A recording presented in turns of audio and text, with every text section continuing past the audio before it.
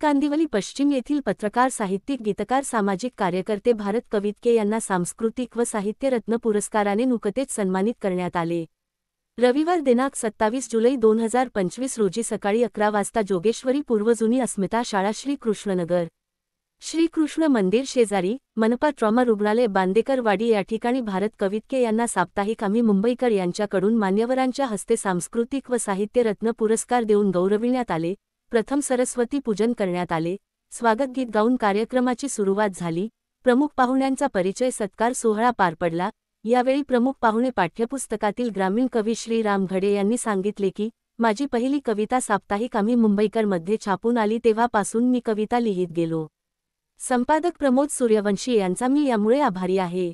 सागर देशमुख सरांनी आपण चित्रपटांमध्ये लहान बालकांना घेऊन त्यांना प्रोत्साहन देऊ शकतो।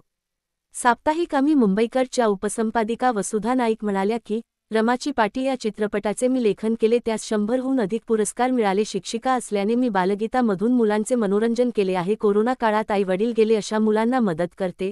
28 मुलांना दीपावलीच्या सणात कपडे दिले, पण मी प्रत्यक्ष आर्थिक मदत करीत नाही, कारण ती गरजूपर्यंत पोहोचत नाही। मी कोणतीही नवीन संधी सोडत नाही। संपादक प्रमोद सूर्यवंशी यांच्याबरोबर साप्ताहिक आम्ही मुंबईकरचे लावलेले रोपटे वटवृक्ष झाल्याचे समाधान आहे। संपादक प्रमोद सूर्यवंशी यांनी सांगितले की साहित्यिक मित्रांमुळेच आम्ही मुंबईकर साप्ताहिक काढू शकलो। साहित्यिकांना वाव मिळावा म्हणून प्रचंड प्रतिसाद मिळत गेला। मागणी व नोंदणी वाढत गेली। आठवड्यातून 2दा अंक काढावा लागतो आहे, आता दैनिक व्हावा अशी मागणी होत आहे।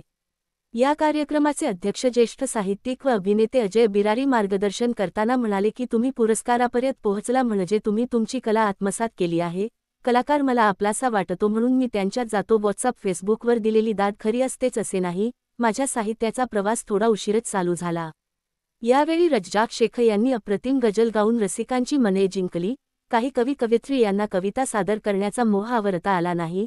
सांस्कृतिक व साहित्य रत्न पुरस्कार सोहळा मोठ्या उत्साहात जल्लोषात संपन्न झाला। या कार्यक्रमाचे सूत्रसंचालन सौ. सुचित्रा कुंचवार व श्री शैल सुतार यांनी खुमखुमीत मनोरंजनात्मक अभ्यास पूर्ण केले।